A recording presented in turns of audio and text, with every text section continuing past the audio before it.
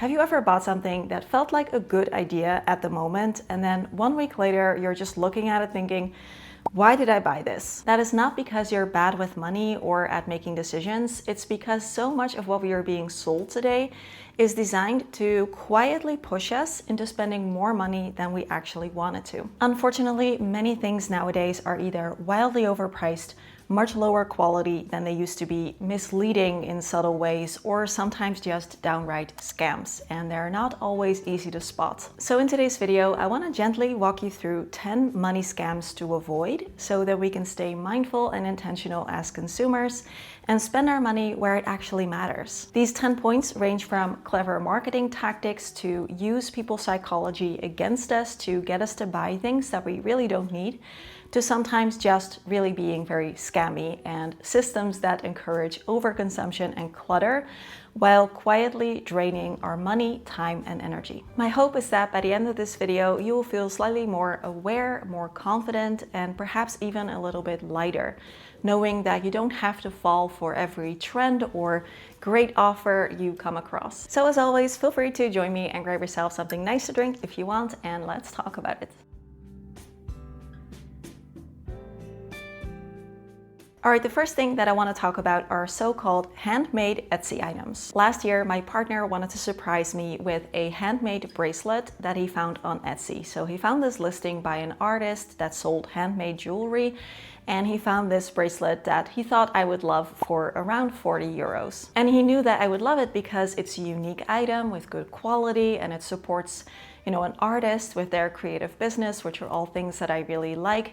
And he very nearly bought it, but he decided to do some checks first. And what do you know, this was most definitely not a handmade jewelry item from a small creative business, but rather a crafty dropshipper that was selling cheap items on Etsy and making them look handmade. Some people don't know this, but you can do something which is called a reverse image search on Google, and you can search for an image on other websites, which is what he did, and he found several other listings of this exact bracelet with the exact same pictures on other online marketplaces for like 2 euros. And unfortunately, while there definitely are still artists on Etsy with their own small creative business selling their handmade goods, there are also many dropshippers on Etsy who are selling cheap products with a very high markup to make a quick buck. So because he noticed this in time, he didn't place the order. And I've also come across this myself when I was looking for a handmade ceramic mug on Etsy.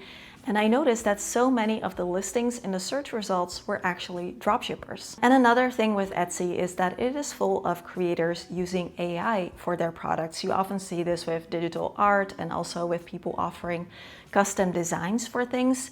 And again, this makes it harder for consumers to know if this is actually truly a store from a small creative business or just someone using AI. And of course, also for the creatives themselves to actually stand out with their actually handmade items and earn enough income. But there are a few things you can check to see if you are actually supporting an artist and their small creative business, or if you're falling for a dropshipper or someone using AI. First, do a quick reverse image search on Google to see if these pictures are used on other marketplaces like Amazon or AliExpress. You can also check for photos or videos from the artists themselves, because oftentimes they will want to prove that they are actually making the things by themselves. So they will have some kind of photo or video of them making the thing to prove that they are actually the one who makes it. And if you're looking for a custom design on anything and you find a listing that can offer it for a suspiciously low price or a very fast delivery that's not realistic, then there's a very good chance that this person is using AI. As consumers, we do really need to keep our wits about us to know what it is that we are actually supporting when we're buying an item on Etsy. Another marketing tactic that is being used more and more frequently nowadays are blind boxes. So these are boxes of items where you don't know exactly what it is you're getting, but you are promised items of a certain value or the chance to get something really rare or special. You'll see these everywhere, from beauty mystery boxes, fashion brands, skincare, collectibles, home decor, stationery. But the thing is that blind boxes are a great way for companies to get rid of old stock that isn't selling well, or things that weren't popular, things that are about to be discontinued. And by putting them all in this mystery box, they're giving it this air of like giving you something really special and valuable, even when the actual value of the items is not nearly what they say it is. And there's a really good chance that you will end up with items that you didn't want, didn't need, cannot use, or otherwise would never have picked out yourself. And these are becoming more and more prevalent, and some people really like them. And I think that's also because there's a psychological element here, because blind boxes kind of tap into the same part of the brain as gambling does. So from a minimalist and intentional living standpoint, I think it is always better to just buy the thing that you want, even if it costs more upfront, because you will wind up with the actual item that you really wanted. And if a brand truly has great products at fair prices, then they wouldn't be hiding them in mystery boxes.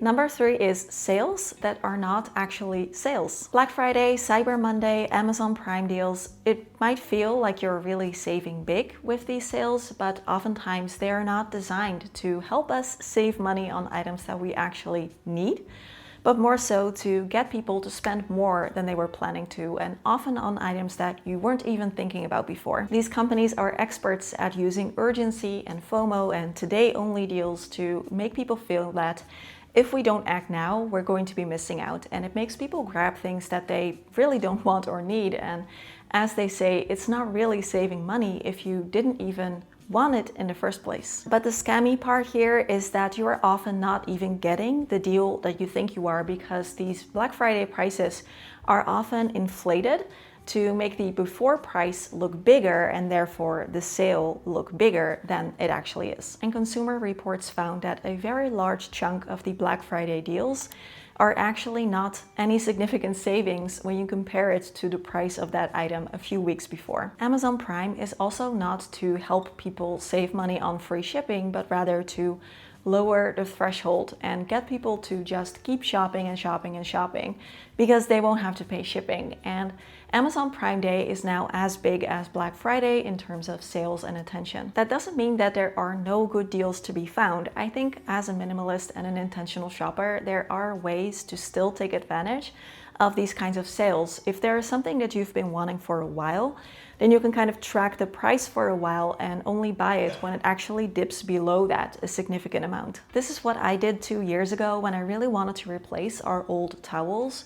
I knew exactly what they normally cost at that store, and then I got them for a really good deal around Black Friday.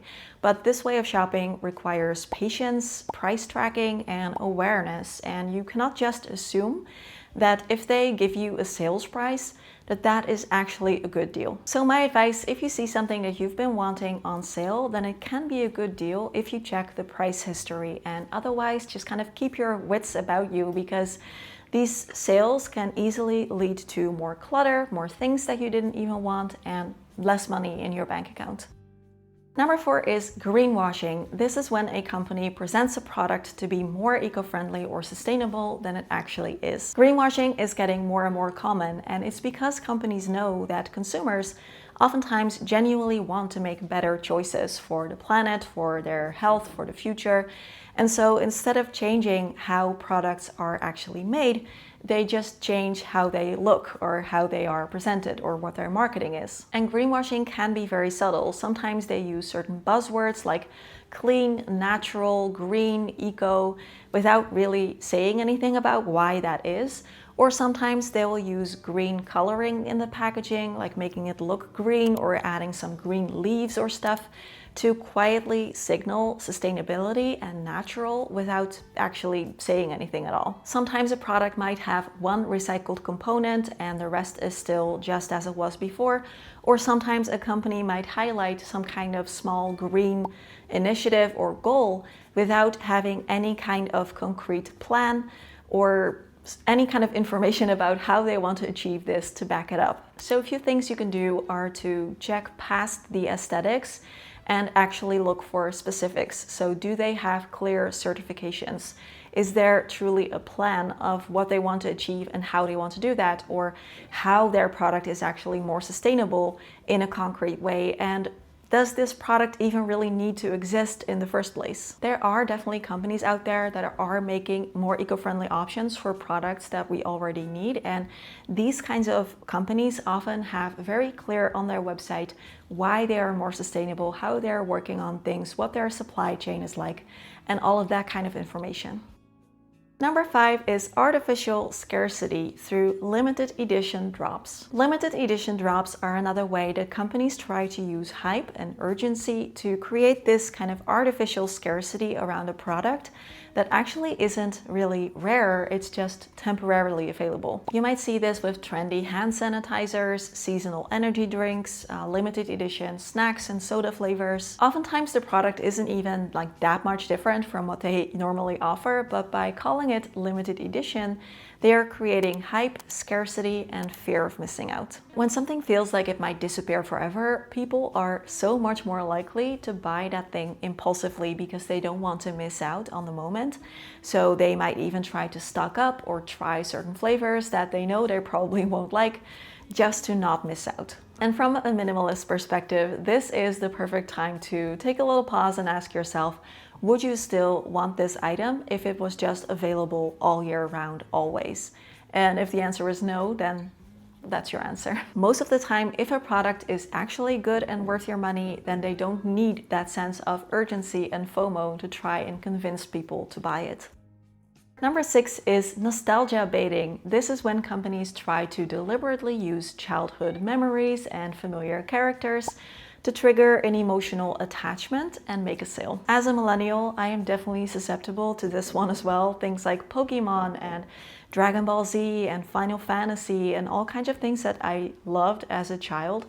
Brands kind of know that, us millennials, we are grown up now, we have adult money, and all they have to do is kind of slap a familiar character on something and make it, seem more meaningful than it is. And this doesn't mean that nostalgia purchases are always bad.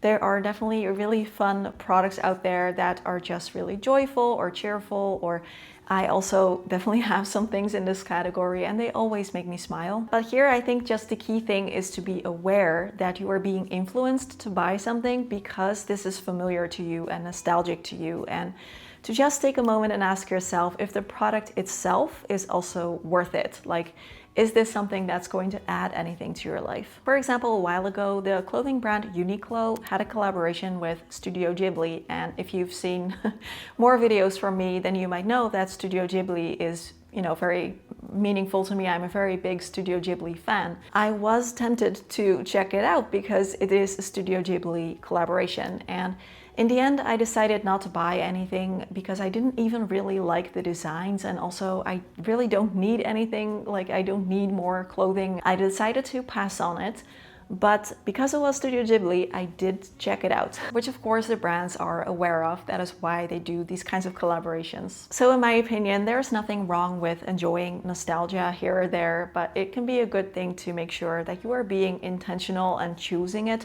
rather than them baiting you with it.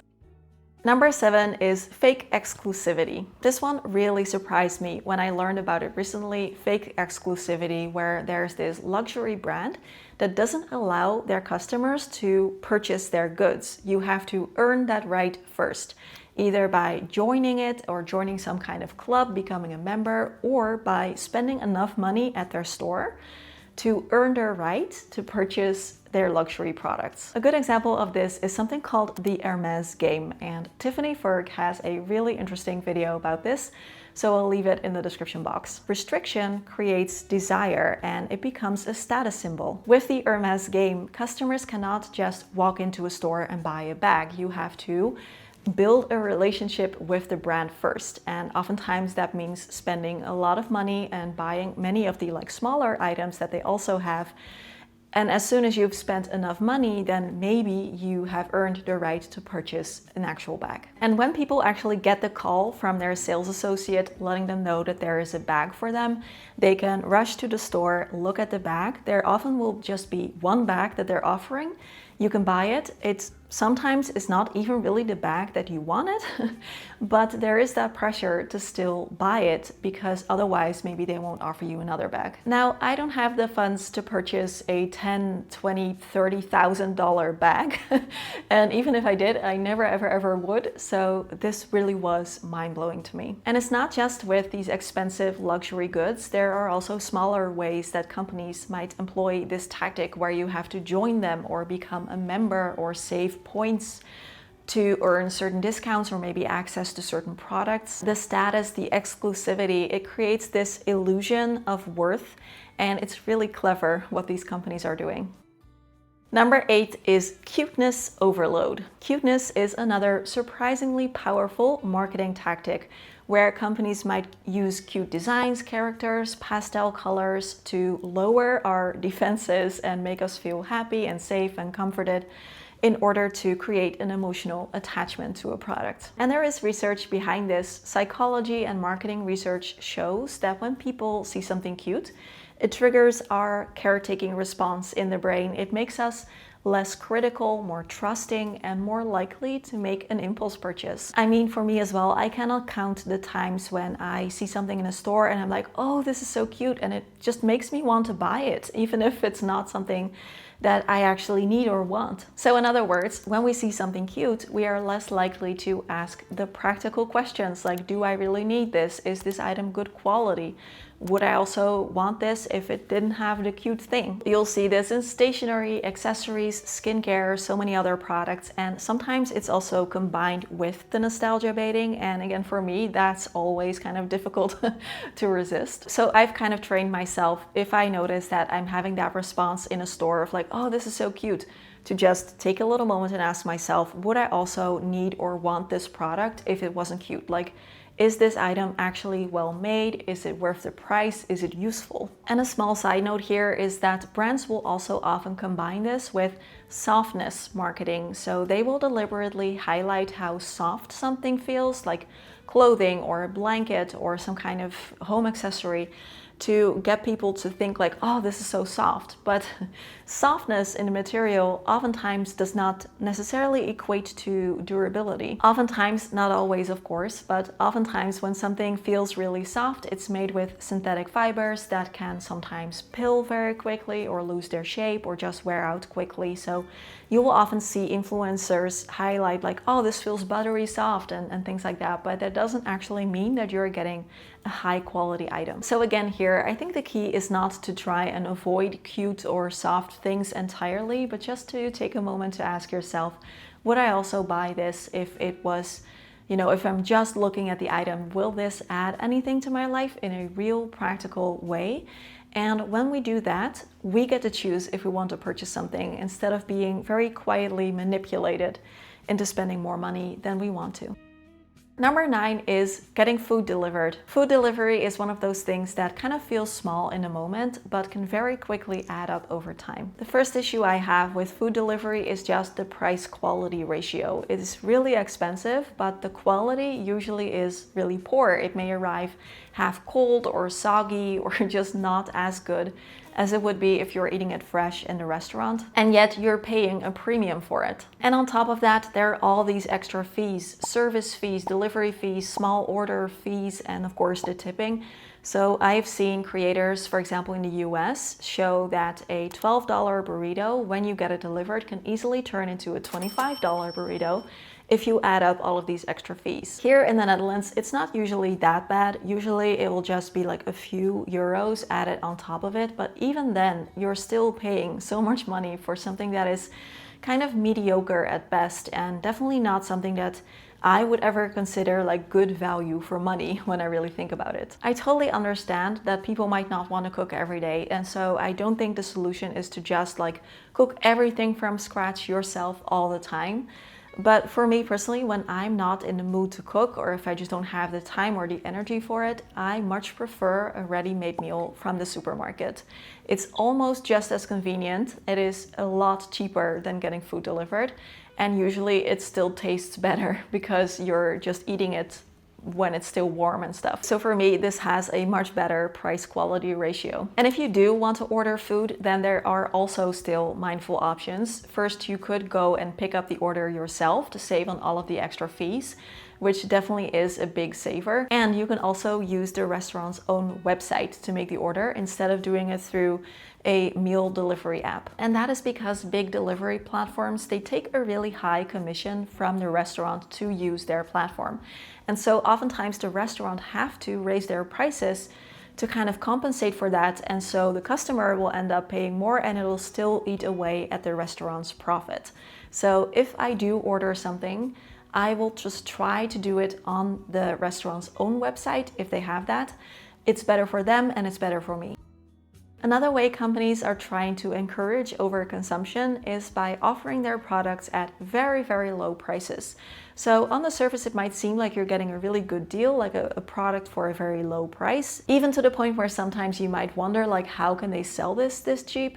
But the reality behind it is often quite grim. We probably all know that very cheap products oftentimes are not made to last. They often have low quality, so they are not made to last, they are made to make money, and the companies don't care what happens after that, so they will usually end up in landfill at some point. They are produced by cutting corners, poor labor conditions, minimal environmental standards. They're not offering fair wages or sustainable production or any of that. So in other words, if you are wondering, like, how can this be that cheap? It's because someone somewhere is paying the price for it. And the result, unfortunately, is a system that truly benefits no one except for a few individuals who are getting very rich. So how can we shop mindfully but still be on a budget? And for me, I think just the main thing is trying to use what you already have. What I have kind of taught myself to do is whenever I feel like I want or need something, I just quickly ask myself first, like, do I already have something else that I can use for this? Might not be like 100% perfect, but do I have something that can do the job? We can, of course, buy secondhand or go thrifting if that's something that you enjoy, and otherwise try to shift our mindset in a way from, instead of buying many items that are much cheaper, trying to buy one or two things that are more expensive but are actually made to last. If that is an option, because I know that not everyone has the money up front to pay for that more expensive option, but if you have the option. I also always make sure to check reviews. And the thing is that I actually have some items here that were really cheap, but are surprisingly good quality. Like, I've had things in my closet from a certain fast fashion company that I don't shop at anymore for many years, but they are still there. They're still in good condition. Like, sometimes that happens. So reviews can really help to see what other people have said about an item. Is it actually good quality? I have also purchased, unfortunately, certain clothing items from sustainable brands that were much more money upfront and that didn't last. That happens too sometimes. So to kind of like know what it is that you're buying, it really helps to check what other people have said about the item. And if it is something that you're seeing in a store, you can also just quickly examine it, like look at the stitching or look at the printing or the materials used to try and get a sense of, is this actually something that is going to last? Repairing or DIYing is great if you can do that, and also otherwise supporting small local businesses when you can. I always love that when I can give my money to a small business when I know that it's going to these exact people instead of this big multinational corporation. But the key thing again is just awareness, because cheap prices doesn't mean that you are always getting a very good deal. Sometimes it is still much more worthwhile to spend a little bit more and get something that is actually high quality and that can stand the test of time. And that's it, 10 money scams to avoid. I would love to hear your thoughts. My guess is that most of you have come across at least a few of these in your own life, and maybe there are some that I didn't mention that you have come across too, so please share in the comments. A really big thank you for sticking around until the end of the video, and also a special thank you to my channel supporters who are helping me to keep the channel going. If you enjoy my work and you would like to support it while also getting access to extra bonus videos from me, then you can always check it out and become a channel supporter yourself. There are two ways to do that. You can join me on Patreon, or you can join YouTube memberships via the join button next to the subscribe button. And that way you will immediately get access to all the bonus videos that I've posted over the last couple of years and support my work as well. I'll leave the links in the description box, and feel free to ask in the comments if you have any questions. The extra income that I make through my channel supporters helps me to keep making these free videos for everyone here on YouTube, be selective with sponsorships, and just basically keep doing this as my job. So a huge thank you, and it really helps. As always, questions, comments, conversations down below. I wish you all a wonderful day. I would love to hear your thoughts in the comments, and we'll chat again soon. Bye bye. So I finally did get my hair cut after postponing it for a few too many months. And yeah, it feels really great. It is definitely a bit shorter now, but I really like it.